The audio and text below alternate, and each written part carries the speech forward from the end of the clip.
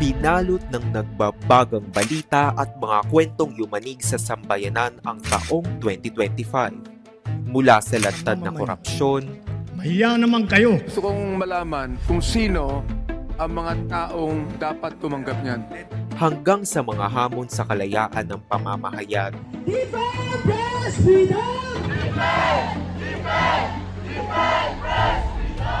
Balikan natin ang ilan sa mga pangyayaring umulma sa mukha ng politika 2025. The Kong Year-End Special Report.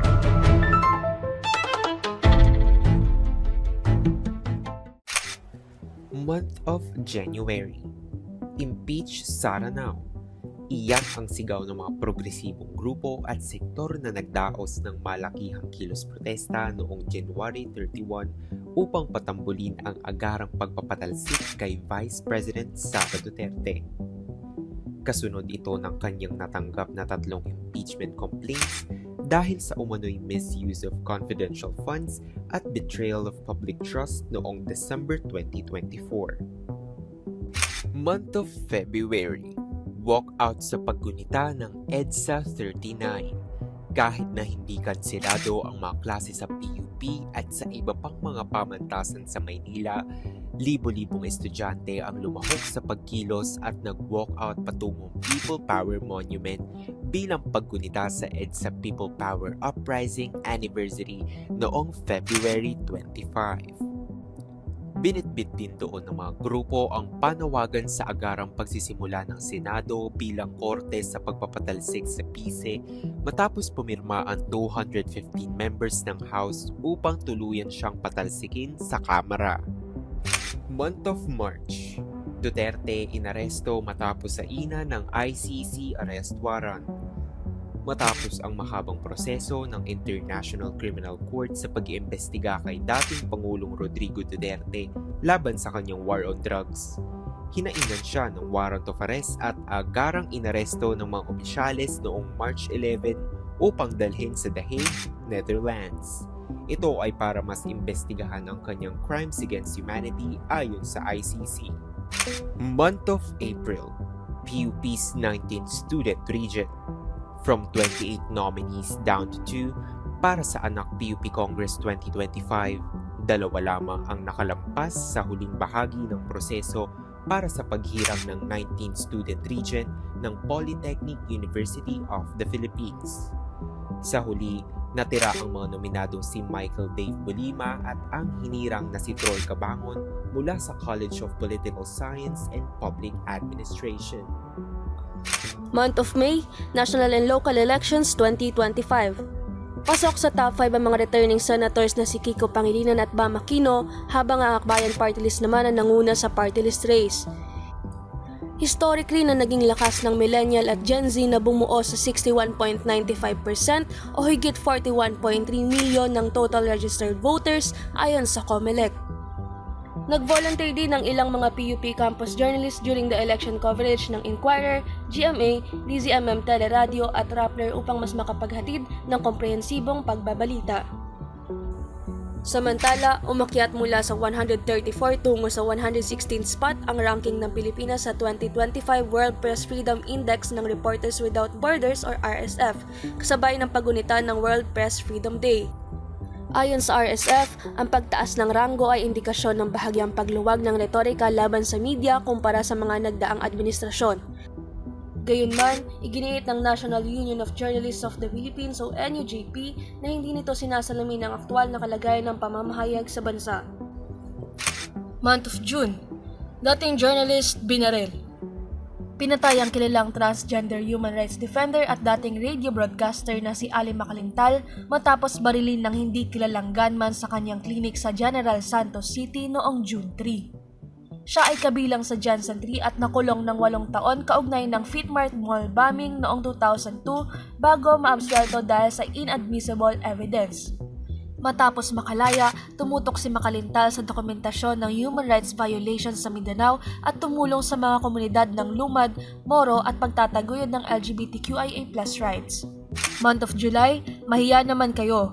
Iyan ang naging pahayag ng Pangulong Ferdinand Bongbong Marcos Jr. para sa mga opisyal at kontraktor na umano'y sangkot sa korupsyon sa flood control project sa kanyang State of the Nation Address o SONA.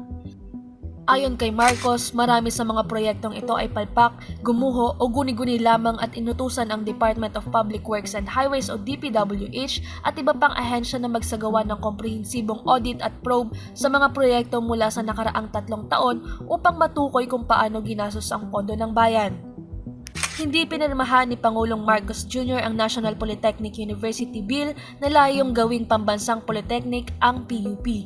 Ayon sa Malacanang, hindi pa nasunod ng PUP ang required institutional assessment dahilan kung bakit hindi pumasa ang panukala sa kriteriya. Ibinalik na ang bill sa Kongreso para sa posibleng revisyon o override. Month of August, fraud audit ng COA. Naglunsad ang Commission on Audit ng komprehensibong fraud audit sa mga flood control project sa Bulacan matapos lumabas ang mga reports ng malawakang anomalya. Siniyasat ng COA ang halos 548 bilyong pondo na inilaan ng pamahalaan mula 2022 hanggang Mayo 2025. Kabilang ang mga kontrata na umano'y hindi natapos, kulang sa kalidad o non-existent o tinatawag na ghost projects. Nagmula ang report sa sumbong sa Pangulong Portal at agad tinutukan ng COA ang mga pinaghihinalaang kontratista at opisyal na sangkot sa anomalya. Month of September, baha sa Luneta at trillion peso march. Kabataan at masa ang bumuo sa libo-libong katao sa Luneta at EDSA noong Setyembre 21 para sa protestang bayan laban sa katiwalian. Humantong naman sa karahasan ang protesta sa Mendiola matapos na magpalitan ng bato at teargas ang ilang demonstrador at kapulisan. Hindi bababa sa 216 na individual ang inaresto at iligal na ipiniit, kabilang ang 5th-year PUP engineering student na si Gio Cabales. Hinainan naman ng sabpina ng PNP-CIDG ang campus mamamahayag na si Jacob Baluyot at former SKM President Tiffany Faith Brillante kaugnay ng nangyari. Kanilang itinanggi ang alegasyon ng kapulisan, kinundena ang panunupil sa demokratikong karapatan at itinuring itong political retaliation. Month of October, PUP system-wide walkout. Mahigit 20,000 na scholar ng bayan mula sa 10 campus ng PUP ang nag-walkout upang kondenahin ang lumalalang korupsyon at mga anomalya sa pondo ng bayan noong Oktubre 10. Kaisa rin ng administrasyon, kaguruan at non-teaching personnel ng pamantasan sa panawagan ng komunidad na dagdagan ang budget sa PUP. Samantala, noong Oktubre 23, pinirmahan na ni Pangulong Ferdinand Marcos Jr. ang RA 12312 o Anti-Pogo Act of 2025. Mahigit 1 taon mula nang simulan ng administrasyon ang crackdown ng mga Philippine offshore gaming operators. Month of November, resignations at expose. Voluntaryong nagbitiw sa pwesto sina Executive Secretary Lucas Bersamin at Budget Secretary Amena Pangandaman bilang delikadeza matapos na madawit sa mga anomalya ng flood control projects. Ito ay matapos na pangalanan ni former DPWH Undersecretary Roberto Bernardo C. Bersamin bilang isa umano sa mga opisyal na nakatanggap ng kickback mula sa mga maanomalyang proyekto. Sa isang video naman ay sinabi ni Zaldico na di umano'y tinawagan siya ni Pangandaman upang ipaalam na nais ng Pangulo na magsingit ng 100 bilyong pisong insertions sa 2025 budget, bagay na itinanggi ni Pangandaman. Samantala, noong Nobyembre 18 ay kinatigan ng isang local court ang complaint for nullification na inihain ng bulatlat laban sa isang NTC memo tungkol sa blocking ng 27 websites na may kaugnayan umano sa terorismo. Itinuturing ng korte na content-based prior restraint ang nasabing memo at hindi rin na-establish ng NTC, National Security Council at ni former National Security Advisor Hermogenes Esperon Jr. na may clear and present danger para i-block ang mga websites na ito. Month of December, pagkamatay ni dating DPWH Yusek Cathy Cabral. Naging malaking dagok sa investigasyon ng flood control projects ang pagkasawi ni former DPWH Undersecretary Maria Catalina Cabral matapos itong matagpo ang walang malay sa isang bangin sa Quezon Road, Benguet noong Disyembre 19. Lumabas sa autopsy ng PNP na blunt traumatic injury consistent with a fall ang ikinamatay ni Cabral.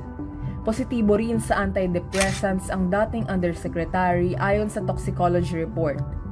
Dagdag rin DILG Secretary John Vicrimulya, lahat ng sirkumstansya ay tumuturo sa isang deliberate act of suicide. Nakatanggap naman ng mga ulat ang Office of the Ombudsman na mayroong listahan si Cabral ng mga dawit sa alleged insertions na siyang tinaguriang Cabral Files. Samantala, isang hakbang na lang mula sa Pangulo ang 6.3 trillion peso 2026 budget matapos iratipika ng House at Senado ang Bicameral Conference Committee report noong Disyembre 30. Ayon sa report, ilan sa mga ahensyang may pinakamalaking bahagi ng budget ay DepEd, DPWH at DILG. Inaasahan namang pipirmahan ito ni Marcos Jr. sa unang linggo ng Enero, ayon sa Malacanang. Sa pagtatapos naman ng 2025, naitala ng International Federation of Journalists ang 128 na kaso ng pagpatay sa mga alagad ng media sa buong mundo nitong taon, higit pa sa bilang noong 2024. Kabilang dito ang 3 Pilipinong mamamahayag na napatay sa magkakahiwalay na insidente. Sila ay sina veteran journalist at publisher Juan Dayang, Mindanao-based radio broadcaster Erwin Labitad Segovia at Albay radio reporter Noel Belen Samar.